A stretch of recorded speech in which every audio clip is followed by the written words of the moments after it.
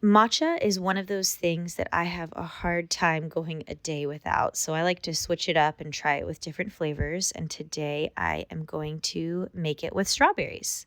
I have about 2 teaspoons of matcha powder, culinary grade, high quality, that I'm adding a quarter of a cup of hot water to. And I'm going to whisk that as quickly as possible in my little matcha bowl that my stepmom Claire gave me, who I accredit my matcha addiction to.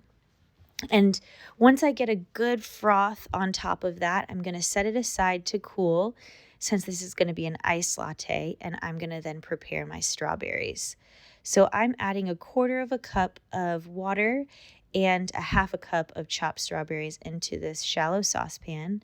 And I am also going to add 2 tablespoons of maple syrup, but that's completely optional.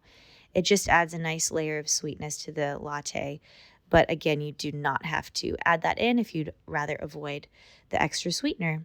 So I'm bringing that to a simmer, and I would say for about 5 minutes until the liquid becomes almost syrupy in texture. See how I can kind of cut through it, and it's thickened quite a bit. I've obviously fast forwarded this for you, but that syrup not only is thick, but it's also that deep red color. And then I'm going to pour everything from that saucepan into my bowl through a fine mesh sieve that I'm going to use a spoon to really like scrape all the good bits and juice out of those strawberries with. So once I get as much as I can out of that, I'm going to pour that strawberry puree, if you will, into the bottom of a drinking glass. So I'm putting in my layer of strawberries first before I add my ice. Then I'm going to add in about half a cup of ice, followed by half a cup of non-dairy milk. I like to use oat milk for this.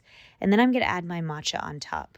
And what I'll show you next is the layers that it gives this. It's really beautiful, really delicious. If you want this for 2, you can obviously double the recipe, and I hope you'll enjoy.